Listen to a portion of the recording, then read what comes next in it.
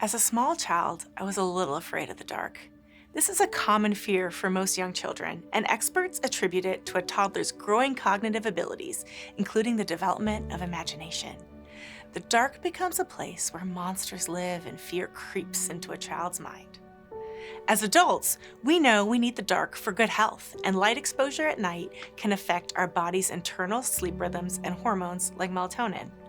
Children, though, have to develop trust that darkness can be good for us. In Scripture, God's presence is sometimes referred to as light, and God's absence as darkness. This can give us a mistaken impression of what the faithful Christian walk looks like. We can mistakenly think that when we experience doubt or difficulties, we're in darkness and God has left us. One biblical passage that shows the wide range of the Christian experience is Psalm 27. It begins like this: "The Lord is my light and my salvation. Who shall I fear? The Lord is the stronghold of my life. Of whom shall I be afraid?" This is what we think of when we define faith in God. We believe that in this world of great beauty and great suffering, God is with us, and we don't need to be afraid. But the truth is, we are often afraid or worried.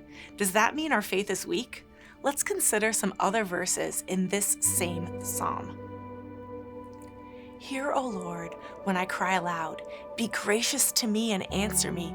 Come, my heart says, seek his face. Your face, Lord, do I seek.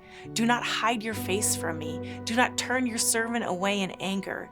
You who have been my help, do not cast me off. Do not forsake me, O God of my salvation." These verses seem to be a sharp contrast to the over-the-top faith of the first verse. Here, the psalmist speaks of his pain and his fear, but he isn't worried that his lament will drive God off. Instead, the psalmist helps us understand that part of faith is believing in God's faithfulness, even when that faithfulness doesn't feel present. Even in the midst of doubt, trust in God doesn't prevent hardship or keep us from experiencing times when God feels distant. We can find examples in the Bible like this one, or in the lives of the early church fathers that illustrate how we can experience what has been called the dark night of the soul. God understands that faith and doubt are not opposites. In fact, questioning our faith can often lead to growth and transformation. Like light and dark, faith and doubt need each other. When we were small children, we had to learn that the dark would not hurt us. We had to understand that we needed darkness to sleep and to be healthy. Similarly, as Christians, we learn that doubt and questioning can be our means towards growth in our relationship with God.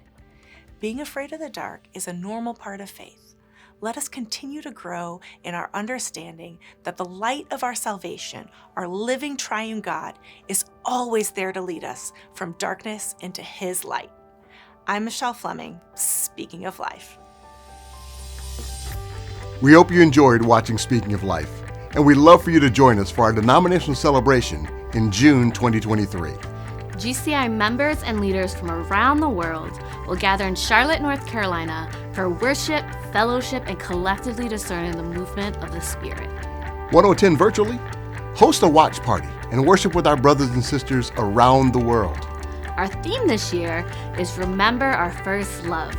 For more information, visit gci.org/DC2023. Registration opens December 5th, 2022, and we hope to see you there. And we'll see you back here next week.